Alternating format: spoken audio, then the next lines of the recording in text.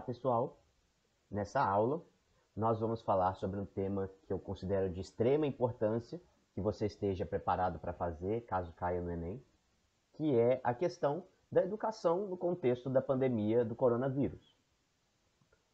O Enem é conhecido por trazer nas suas redações temas que são pertinentes à realidade, que abordam problemáticas que são consideradas importantes, que os estudantes estejam acompanhando, que sejam refletidas. Portanto, é bem possível que um desses temas de pertinência social, que abordam as problemáticas reais do Brasil, fale da questão da pandemia, que afetou e afeta tanto a realidade dos brasileiros e colocou muitos em uma condição complexa no que se refere aos seus direitos, ao acesso às condições básicas de vida. Então, é bem possível que o Enem queira que você discuta essa problemática, seja na redação, seja nas outras provas, como a prova de ciências humanas, a prova de linguagens, através de textos que você precisa interpretar. Portanto, a gente precisa estar preparado para um tema como esse e vale a pena a gente trazer um bom repertório, a gente estar preparado para essa discussão.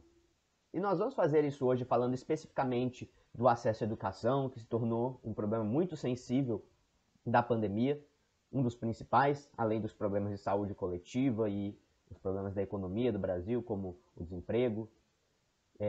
Mas estamos também pensando em como refletir sobre a pandemia de uma maneira geral e começando a construir um repertório que possa falar sobre isso na redação.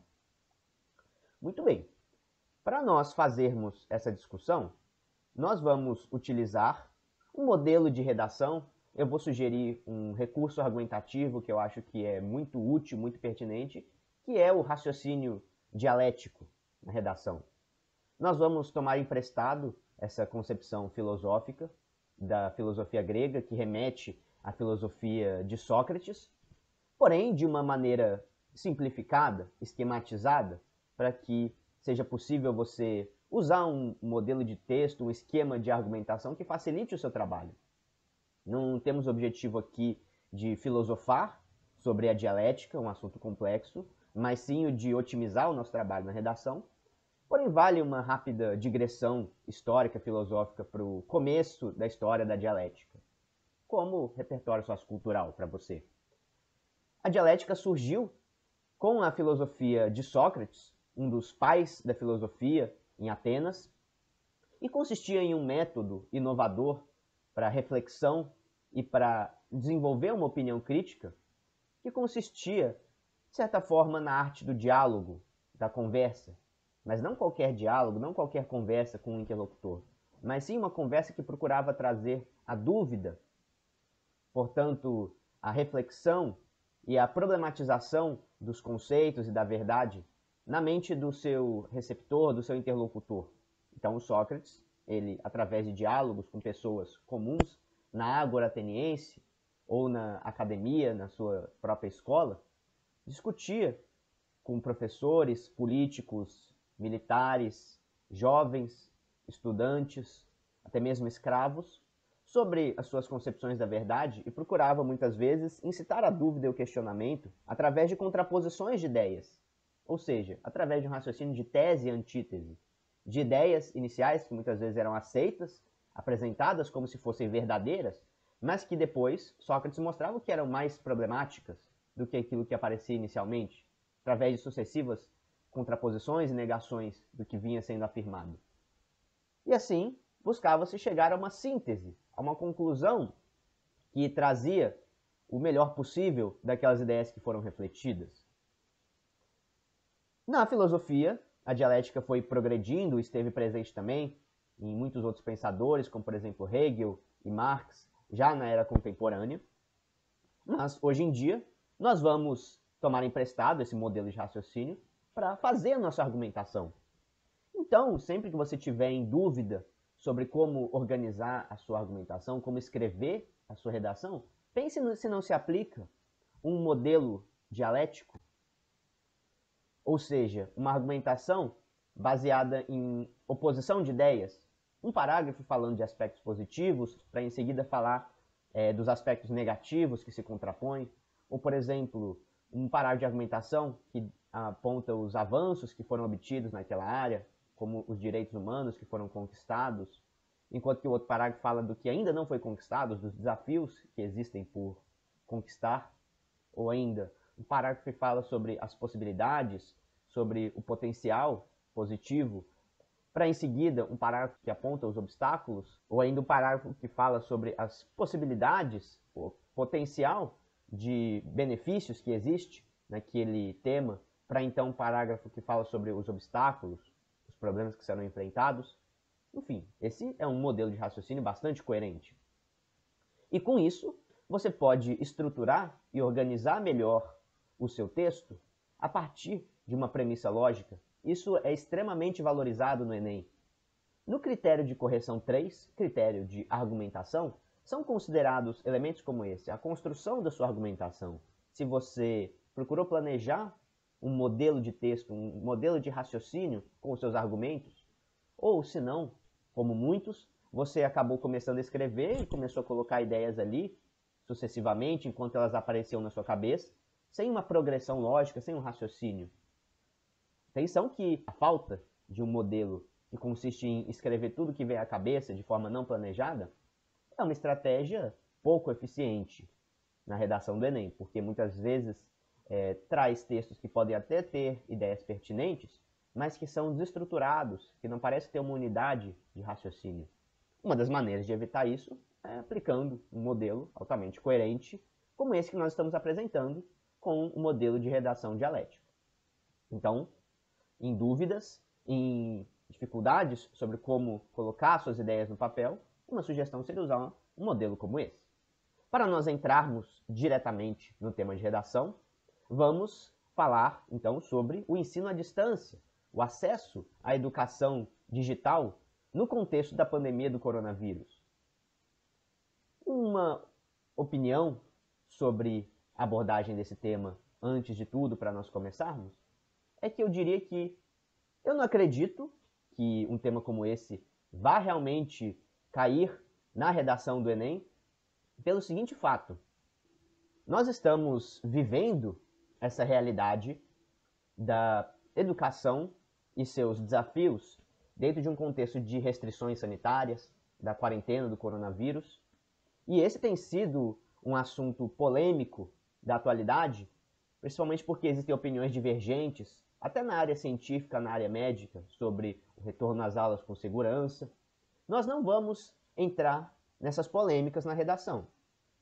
Inclusive, é frequente que o Enem fuja das polêmicas na sua redação, na sua prova de uma maneira geral. Os temas evitam abordar tópicos que sejam muito polarizados na sociedade brasileira, evitando que haja divergências com relação à correção, questionamentos sobre a imparcialidade da banca.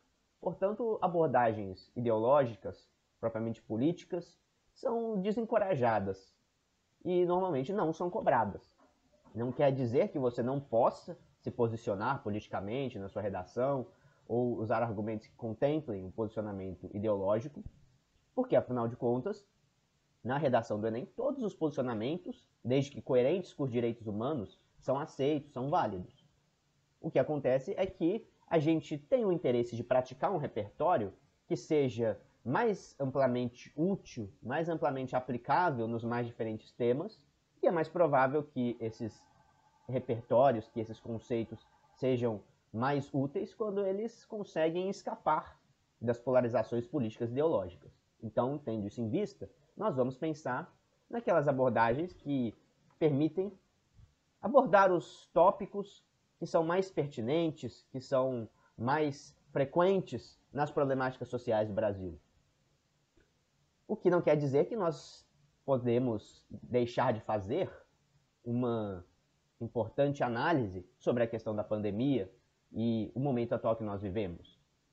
Nós sabemos que existe uma grande dificuldade para muitos brasileiros em lidar com a realidade da pandemia e das restrições sanitárias, devido às questões de emprego, às problemáticas econômicas, à inflação, à falta de acesso a alguns direitos básicos importantes previstos na Constituição brasileira, sendo um dos mais sensíveis desses direitos básicos, a questão da educação. Você possivelmente pode estar sofrendo com as consequências dessa realidade através de dificuldades de aprendizado, através de uma sensação de que o seu estudo não está sendo suficiente, não está rendendo aquilo que você idealizou e que você esperaria. E também eu gostaria nesse tema de falar sobre isso e de propor que você tenha muita calma, muita paciência nesse sentido, porque afinal de contas trata-se de uma realidade extremamente nova, a qual todos estão lutando para se adaptar. Então, essas dificuldades são normais e são esperadas diante das condições que se abateram de uma maneira tão súbita na pandemia. E eu espero que essa discussão também ajude de alguma maneira você a compreender melhor esse contexto e também a se adaptar os seus estudos para uma nova realidade e que seja realmente benéfica para o seu aprendizado. Nós já falamos anteriormente sobre a evolução da comunicação através da história e nós temos um repertório sociocultural interessante para falar sobre isso. Disse o teórico da comunicação Marshall McLuhan que a mudança que veio com a tecnologia para os meios de comunicação, para o processo de transmissão de informações, de armazenamento de informações, até mesmo de aprendizado, foram muito impactantes ao gerarem transformações no próprio ser humano, na nossa percepção, na nossa maneira de pensar, na nossa maneira de acessar informação e de aprender.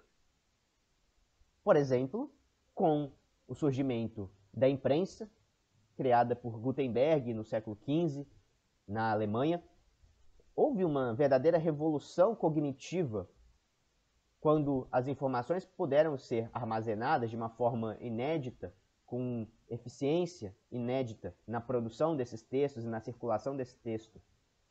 A partir do surgimento da imprensa, foi possível massificar a produção de informações, que se tornou uma ferramenta de aprendizado extremamente importante, o que tornou o conhecimento e o aprendizado muito mais acessíveis, potencialmente mais acessíveis, do que era antes na era pré-imprensa. Então esse é um exemplo de como a tecnologia não alterou profundamente o rumo da nossa consciência, do nosso pensamento, da nossa percepção.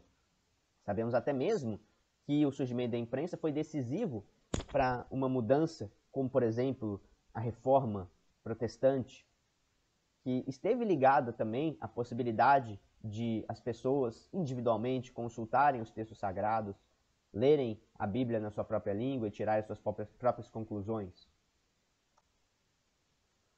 Uma evidência do que afirma Marshall McLuhan sobre o fato de que a evolução tecnológica, mudanças no meio, fazem com que a própria forma de pensamento do ser humano se torne diferente. Algo que está presente na realidade que vivemos hoje, quando uma grande revolução tecnológica, que é a internet, as redes abertas e colaborativas da internet e das mídias sociais, estão mudando profundamente o nosso mundo e, inclusive, além de a nossa forma de pensar, de se conectar com a realidade, com nós mesmos, a nossa forma de ensinar e de aprender. O próprio processo educacional está sendo impactado por essa evolução. Portanto, diante de tantas mudanças, de uma revolução tecnológica, uma mudança profunda dos meios, está se ocasionando, e é esperada, uma profunda mudança na nossa maneira de pensar e de aprender, que pode apresentar um grande desafio para que todos se adaptem a essa nova realidade. Após uma verdadeira revolução, é esperado que haja dificuldades de adequação à realidade que está surgindo gradualmente. E dessa maneira, em meio a essa revolução, existem desafios, existem dificuldades enfrentadas pelos indivíduos para compreender e se integrar ao novo contexto. Algo que, possivelmente, você também está vivendo através das suas dificuldades de aprendizado. É normal imaginar que, diante de tanta revolução, diante de uma mudança tão grande de contexto, haja um desafio de adequação. E podemos falar, mais especificamente, dos problemas de aprendizado que são decorrentes dessa dificuldade de adaptação. E com isso, podemos trazer para o nosso texto exemplos de aspectos negativos dessa nova realidade do ensino à distância, que passou a prevalecer no contexto da pandemia, de uma maneira não planejada, de uma maneira forçada, vale lembrar. Nós temos, atualmente, muitos jovens passando por dificuldades de aprendizado, relatando que o período da pandemia foi um período perdido no que se refere aos seus estudos, ao seu aprendizado, com retrocessos no conhecimento e na preparação. Porém, isso decorre de, por um lado, dificuldades normais de adaptação a uma nova realidade, mas também, muitas vezes, há uma atitude pouco adequada dos estudantes e uma atitude, digamos, pouco adaptada a essa nova realidade. Afinal de contas, atualmente os jovens, todos nós trazemos vícios em uma forma de estudar, uma maneira de pensar o aprendizado que não se adequa mais à atual realidade e que acaba sendo muito pouco eficaz. Isso foi comprovado por estudos científicos sobre atenção e aprendizado, e essa teoria sobre o aprender a aprender, nós já falamos a respeito e vale a pena lembrar aqui, porque é extremamente pertinente para compreender a nossa realidade atual de falta de aprendizado. Esse vício em formas de estudar pouco eficazes tem a ver com uma falta de organização do estudante para aprender, a falta de aplicação de um método de aprendizado mais organizado. Então, os estudantes muitas vezes gastam o seu tempo de uma maneira excessiva e, porém, obtêm resultados de aprendizado insuficientes, com baixo índice de armazenamento daquelas informações que foram estudadas. O estudante lê resumos de uma maneira passiva, assiste aulas de uma maneira passiva, quando consegue assistir, quando tem motivação suficiente para assistir aquelas aulas, ler aqueles resumos.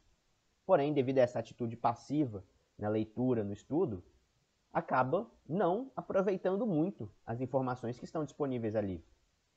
O que gera um baixo aprendizado, que gera resultados insuficientes e, ao mesmo tempo, um intenso desgaste mental, um intenso desgaste emocional. Nós temos visto muito os estudantes desgastados, abalados emocionalmente, devido ao seu próprio estudo. E com isso, existe uma perda da motivação inicial, aquele desejo de aprender, aquele foco no objetivo que havia no começo, ele vai gradualmente sendo perdido pela desmotivação, a ponto de muitas vezes chegar à desistência do aluno daqueles objetivos, muitas vezes até mesmo a evasão escolar. E com isso nós temos consequências graves para a educação, para o aprendizado, que decorrem dessa falta de adaptação ao método de estudo mais adequado, ao ensino à distância, mas ao próprio aprendizado eficiente na era de informações que nós estamos vivendo.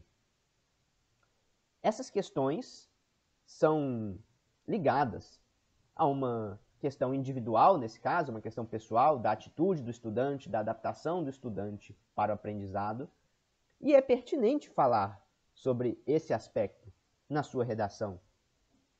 E eu espero que você também se identifique de maneira a poder melhorar o seu método de estudo. Estamos falando de uma abordagem que você pode pensar na redação, mas também em apontar uma questão que pode estar presente no seu próprio estudo e causando essas dificuldades. Mas vamos falar também, além de uma questão individual, da atitude do estudante, da sua falta de um método adequado de estudo, também das questões coletivas, das questões sociais que são problemáticas no contexto da educação atual e que interferem de forma grave na realidade educacional brasileira atual no contexto da pandemia. E nós podemos dizer com certeza que um dos principais aspectos, um dos mais importantes para que haja uma problemática educacional atualmente é a questão da desigualdade brasileira. A desigualdade, nós já falamos que é um dos problemas fundamentais do Brasil, de maneira que praticamente qualquer problemática social brasileira pode ser, no fundo, relacionada à desigualdade como uma das suas principais causas. Portanto, é extremamente válido, extremamente pertinente falar sobre a desigualdade na sua argumentação em muitos temas diferentes e desenvolver um repertório sobre isso, e nesse momento não seria diferente. Uma das principais questões coletivas que prejudica a qualidade do aprendizado dos jovens no contexto da pandemia é a questão da desigualdade entre os estudantes. Então, aqueles que estão em condições mais vulneráveis socialmente, devido à falta de recursos econômicos, aquela população das classes sociais mais vulneráveis, mais pobres da sociedade brasileira, tem grandes dificuldades de acesso à educação no contexto da pandemia, pois não tem uma infraestrutura adequada com internet, uma conexão suficientemente estável para poder acessar os conteúdos e aprender, assim como aqueles estudantes das classes A e B, que têm uma disponibilidade de acesso à internet muito mais imediata, o que também tem a ver com problemas urbanos, problemas de desigualdade urbana, espacial entre os bairros, os locais de moradia, e com a precariedade do direito à moradia vivenciados por muitos, a falta de iniciativa do Estado em garantir uma infraestrutura adequada de serviços públicos essenciais para uma parcela muito grande da população, não só em regiões urbanas, mas também, se pensarmos em regiões rurais, regiões do interior do Brasil, regiões como o interior do Norte e do Nordeste, onde existem maiores índices de exclusão digital, até mesmo de analfabetismo e de uma falta de uma educação básica mínima necessária para lidar com esses recursos. E nós temos também o tradicional patrimonialismo do Estado brasileiro, que mostra com as suas políticas públicas não ter a prioridade de garantir as demandas, o respeito às demandas da população brasileira e as suas necessidades básicas, seus direitos sociais, o que se refletiu na falta de políticas públicas que oferecessem esses equipamentos de acesso à internet, condições de acessibilidade necessárias para que os jovens mais pobres, principalmente das escolas públicas, tivessem um acesso à internet garantido. Nesse caso, nós podemos pensar aí a questão do acesso à internet, a possibilidade de estar conectado digitalmente como uma condição para a cidadania. Embora não esteja dessa maneira na Constituição brasileira, o acesso à internet, a meio de comunicação não está entre os direitos sociais, mas a educação está. E, nesse contexto que estamos falando, o acesso à educação depende de um recurso aos meios de comunicação, à internet, que deveria ser propiciado pelo Estado, por um Estado democrático preocupado com os direitos básicos da sua população. Mas, no contexto de patrimonialismo, em que as políticas públicas são voltadas exclusivamente para os interesses pessoais, privados, dos governantes, da burocracia que está atualmente no governo, nós temos, por consequência, uma negligência, um prejuízo à democracia. Trata-se da falta de direitos fundamentais à democracia, o que mostra a necessidade de uma mudança de políticas públicas que garantam essa infraestrutura e esses recursos minimamente necessários para a educação, como acesso à internet, pacotes de internet, aparelhos também como notebooks, tablets ou smartphones, para que os jovens tivessem o seu direito à educação garantido no contexto da pandemia, algo que foi extremamente deficiente, extremamente problemático nesse último período que nós vivemos. Então aqui estamos falando de uma problemática coletiva, não mais de uma problemática individual, que também pode entrar na sua redação no contexto dos aspectos negativos, dos aspectos problemáticos que a pandemia apresentou. Mas, para complementar a nossa abordagem dialética, eu acho extremamente pertinente falarmos sobre os aspectos positivos do ensino à distância no contexto da pandemia. nós vamos contrapor essa abordagem inicial em que os desafios, as dificuldades, os problemas de aprendizado são apontados, mas também levando em consideração os benefícios, principalmente se pensarmos o potencial que possui o ensino à distância, uma educação altamente tecnológica, para a nova realidade que vem surgindo no século XXI.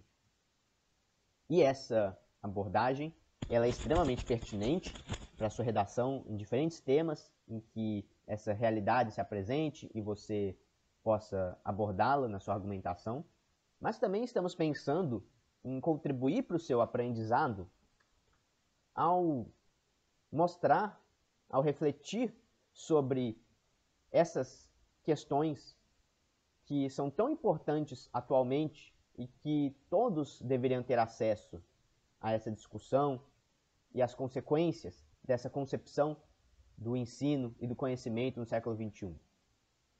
Nós já falamos também sobre Pierre Levy e a sua filosofia da cybercultura, que desde o começo dos anos 90 está refletindo sobre a revolução digital. Já no começo dessa revolução digital, nos primórdios do surgimento da internet, Pierre Levy já estava apontando para tendências que nós estamos vendo hoje em dia, principalmente depois do surgimento das redes sociais, o quanto que são revolucionárias e transformadoras. Assim como Marshall McLuhan, nos anos 60, nos anos 70, antecipou as mudanças trazidas pela internet, concebendo uma aldeia global altamente tecnológica e integrada pelas tecnologias que criava uma cultura única e uma cultura amplamente acessível por todos, em todas as partes do planeta. Pierre Levy mostrava e vem mostrando que a educação que utiliza a tecnologia para se integrar à internet, às redes coletivas, ela representa um uso dos recursos digitais atualmente disponíveis a favor do conhecimento, a favor da criação de uma rede em que o conhecimento está em todas as partes e pode ser acessado de todas as partes, por todos os cidadãos conectados. O que representa o surgimento de uma inteligência coletiva da humanidade.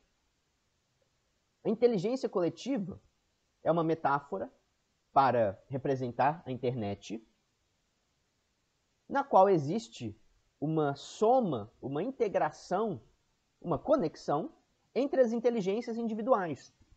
Como se cada um de nós, com o nosso conhecimento, o nosso repertório, com as nossas potencialidades, fôssemos, cada um, uma pequena sinapse dentro de uma grande rede coletiva, integrada e infinitamente complexa, que seria a inteligência coletiva, que permite o compartilhamento por todas essas sinapses de conhecimentos e de capacidade de trabalho e de colaboração daqueles que estão conectados com a internet.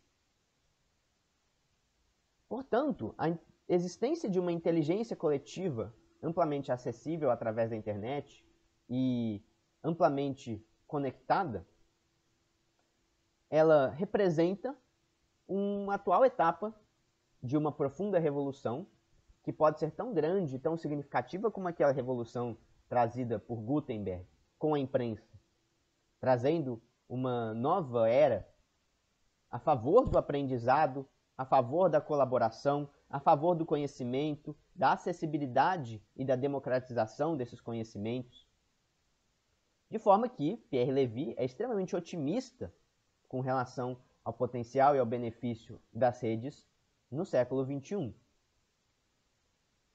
Portanto, nós podemos utilizar essa abordagem do Pierre Levy sobre a inteligência coletiva da humanidade para falar sobre o potencial, sobre os aspectos positivos do ensino à distância no contexto atual, que mostra que, apesar de haver, como nós estávamos dizendo, dificuldades de adaptação da população a essa nova realidade, devido a estarem acostumados com uma outra concepção analógica, muito mais lenta, do aprendizado e do conhecimento, uma concepção já ultrapassada pela velocidade das tecnologias, uma dificuldade também coletiva de adaptação a essa nova realidade por vários fatores, como a desigualdade entre as classes sociais, que faz com que muitos não tenham acesso efetivo a esses benefícios, e a governos que são omissos, que não agem para garantir a integração dos seus cidadãos a essa realidade benéfica. Devido a todos esses aspectos, os benefícios da inteligência coletiva não vêm sendo acessados e consolidados por todos. Mas que, apesar disso, esses benefícios são reais e são inegáveis e devem ser, o mais rápido possível, ampliados para aqueles que ainda não possuem acesso. Mas, conforme Pierre Levy, vale muito a pena ampliar o acesso à internet e democratizar o acesso à inteligência coletiva, ampliando a educação tecnológica e os benefícios que elas trazem a todos. Entre esses aspectos positivos da educação altamente tecnológica, podemos citar a questão do armazenamento da memória, o armazenamento de informações, já que a possibilidade de armazenar em nuvem, como é a metáfora da rede, né, os conhecimentos, os vídeos, as informações, faz com que haja muito mais conhecimento armazenado e disponível em relação àquele momento quando você precisava imprimir um livro com as informações, com o conhecimento, e a pessoa tinha que se deslocar fisicamente até o lugar onde aquele livro está disponível, como uma biblioteca pública, por exemplo, de uma universidade, e que exigia uma maior demanda de trabalho para ser acessado. Algo que se tornou muito mais fácil, muito mais imediato, hoje em dia com a internet. Também podemos dizer que novas linguagens surgiram com a internet.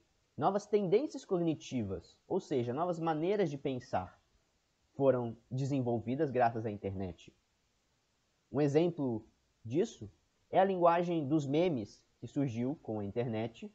Embora o conceito do meme seja anterior à internet, ele foi totalmente apropriado por uma forma de comunicação específica da cultura da rede, da cybercultura, como diz o Pierre Levy, e que, apesar de ser muitas vezes utilizado apenas como um entretenimento, como uma distração, evidencia uma nova forma de comunicação que privilegia a velocidade, a imediatez da informação.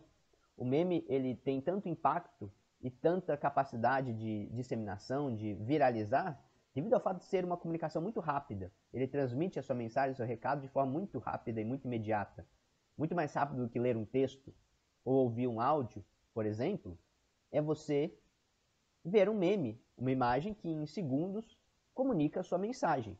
Isso é uma nova linguagem com grande potencial de ser aplicado a outros contextos, outras formas de comunicação que não o entretenimento, a distração, como normalmente são utilizados. Isso se deve às mudanças do meio trazidas pela internet. A interligação de textos que amplifica o repertório através do hipertexto, um texto que leva a outro texto, algo que é muito mais fácil, muito mais acessível na internet, quando basta clicar em um link para ser levado de um texto a outro, algo que em uma biblioteca com livros físicos se torna um desafio muito maior. A criação de uma coletividade em rede, ou seja, um papel colaborativo dos indivíduos de, através da internet, fazerem atividades comuns coletivas, desde conversar através das redes sociais e de criar grupos, culturas, subculturas, tribos com suas próprias referências, seus próprios valores dentro da rede, mas também a possibilidade de cientistas, de pesquisadores em locais distantes e diversos do mundo estarem em tempo real interligados, colaborando em esforços conjuntos, em trabalhos coletivos, em projetos coletivos. Então, a característica colaborativa da rede é, segundo Pierre Levy, um dos seus aspectos mais revolucionários. E a consequência de tudo isso é uma grande expansão do desenvolvimento humano. A realização do potencial do ensino à distância, de acordo com a visão do Pierre Levy, ela ocasionará um grande desenvolvimento do ser humano. Vem ocasionando já um grande desenvolvimento do ser humano. E isso já pode ser percebido na questão do ensino à distância, porque já podemos perceber que, apesar das dificuldades da pandemia, no que se refere ao acesso e à continuidade da educação dos jovens que ainda não se adaptaram a essa realidade, nós temos uma nova condição da educação e do ensino que veio para ficar. Nós temos uma nova realidade revolucionária que já trouxe as suas novas condições e dificilmente voltaremos ao estágio anterior no que se refere ao método de aprendizado, de conhecimento. Mesmo que haja desigualdades a sanar, que haja desafios e adaptações necessárias, nós sabemos que essa transformação da educação altamente tecnológica, ela é uma nova realidade permanente. E a partir de agora, será necessário que todo o ensino, todo o método de aprendizado se adapte às novas condições. Muito bem, então nós temos, por um lado, as problemáticas sobre o acesso a essa educação tecnológica, as dificuldades de aprendizado para muitos que ainda não se adaptaram efetivamente.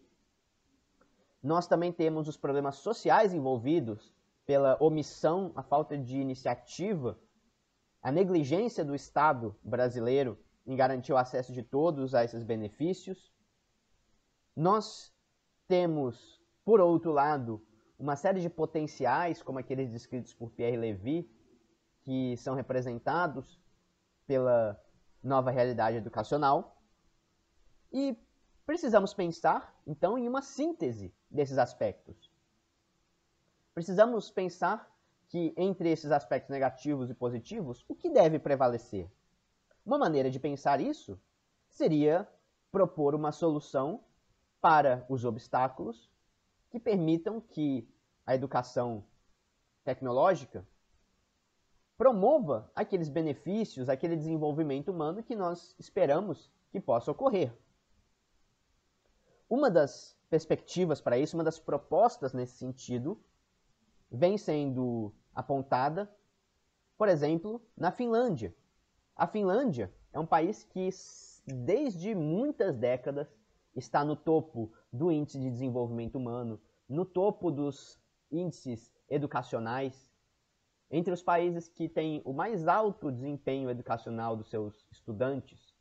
Podemos citar o Japão, Singapura, Coreia do Sul e os países escandinavos, como a Noruega, Suécia, Finlândia, Dinamarca. Esses são os países com o melhor desempenho na educação em todo o mundo, devido a uma série de fatores culturais, políticos, socioeconômicos. Mas, apesar de a educação da Finlândia já ser conhecida como uma das melhores do mundo tradicionalmente, recentemente houve uma grande reforma educacional que repensou completamente o processo educacional no país, promovido pelo seu Ministério da Educação, visando uma revolução educacional que preparasse os alunos para essa nova realidade altamente conectada, essa nova era digital em que nós estamos entrando e que nós estamos analisando hoje.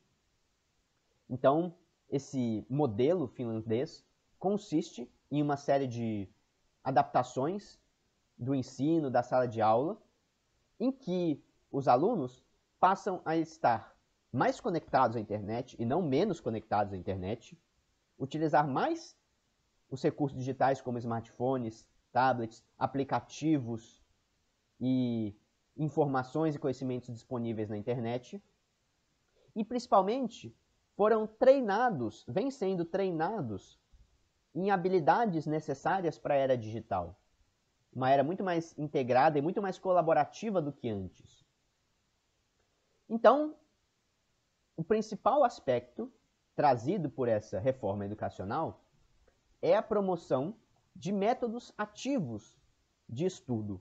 Então, a partir das pesquisas cognitivas, psicológicas, que demonstravam os efeitos de diferentes métodos de estudo, diferentes formas de organizar o estudo para o processo de aprendizado, para a atividade cerebral que representa, de alguma maneira, a retenção do conhecimento no cérebro, foram constatadas diferenças nos métodos de estudo.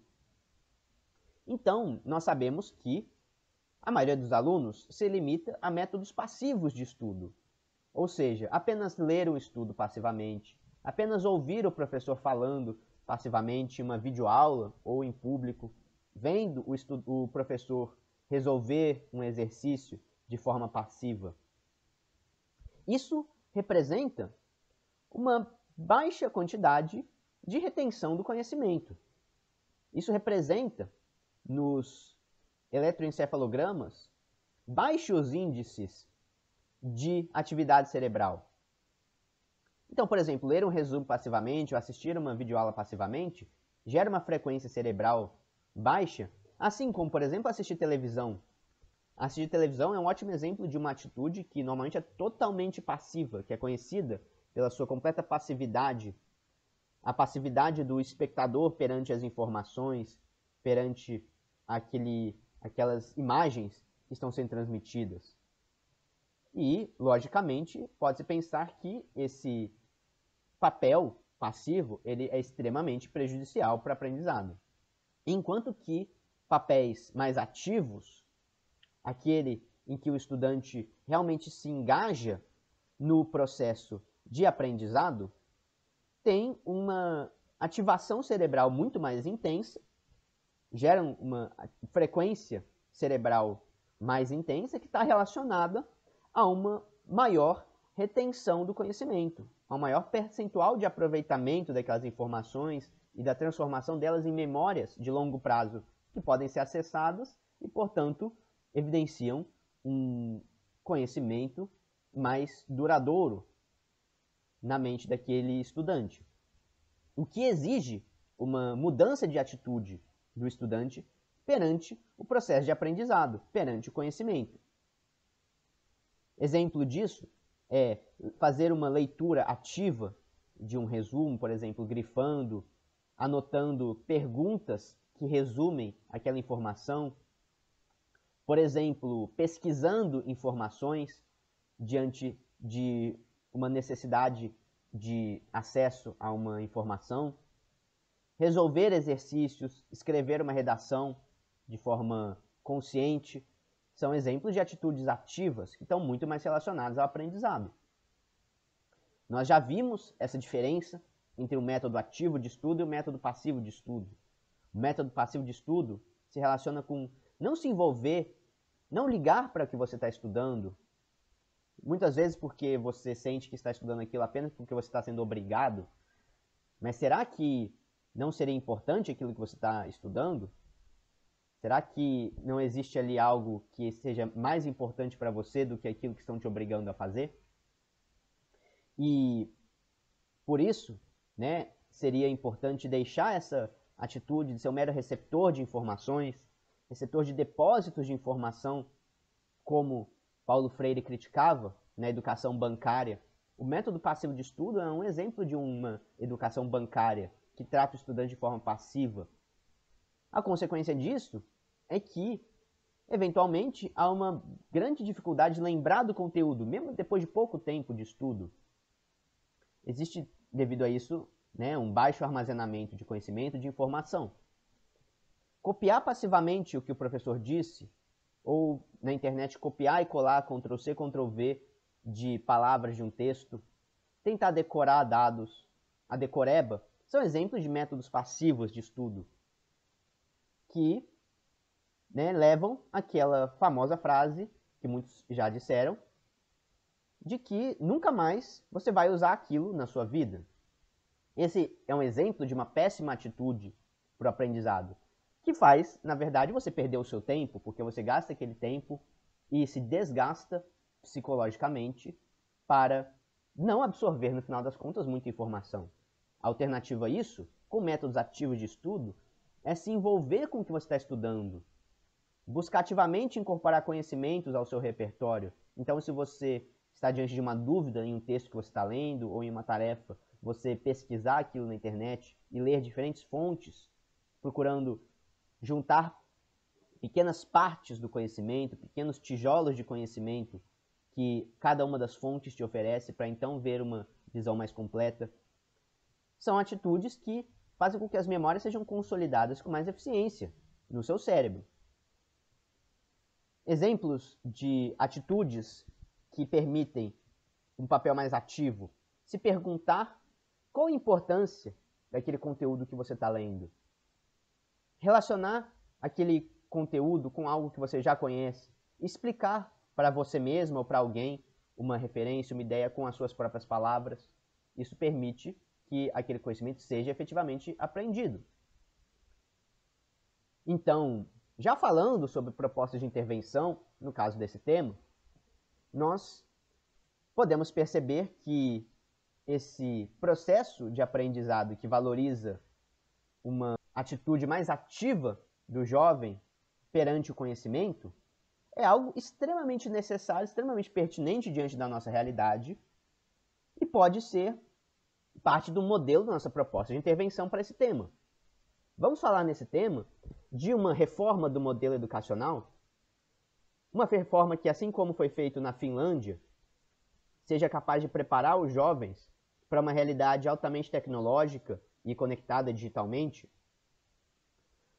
uma nova realidade em que a internet está presente e as ferramentas digitais são incentivadas, são valorizadas como ferramentas do conhecimento, do aprendizado. Isso exige uma mudança profunda, pedagógica, trazida pelo Ministério da Educação, uma modificação dos parâmetros curriculares, mas também o envolvimento e engajamento da própria comunidade escolar, sem a qual é impossível essa mudança.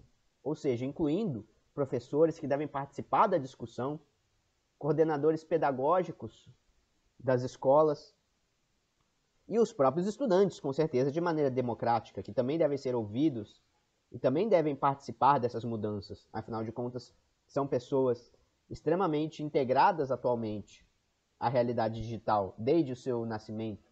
A atual geração já nasceu conectada e pode se integrar a essa nova realidade digital de uma maneira acessível. E vamos utilizar como modelo, como referência dessa mudança educacional, aquilo que foi feito na Finlândia.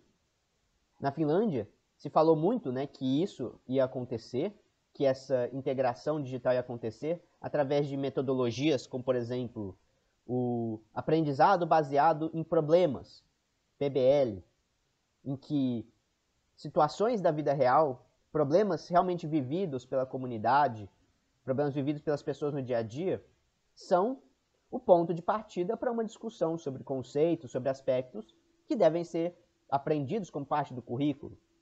Conhecimentos, inclusive, multidisciplinares, interdisciplinares, que podem envolver as ciências da natureza, as ciências humanas, as ciências exatas. Também métodos de aprendizado baseados em equipe, no qual os jovens, em grupo, os estudantes, de forma colaborativa, aprendem a discutir, a problematizar e a encontrar soluções de maneira conjunta para os problemas que eles são apresentados, para os projetos que são apresentados.